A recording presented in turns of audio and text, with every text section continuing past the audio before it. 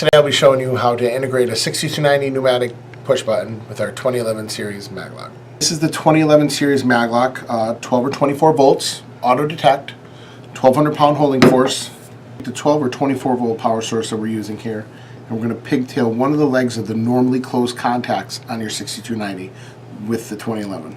Using the common and the normally closed from the push button, you're going to pigtail off one leg from your power source to your push button and tie it in terminal 1, and the other one's going to go into terminal 2.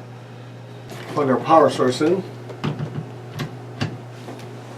As you can see, the lock is locked.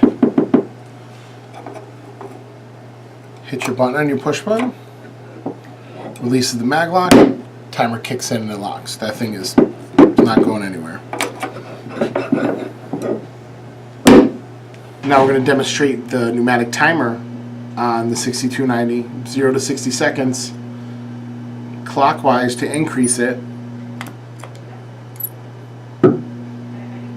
and counterclockwise to decrease it.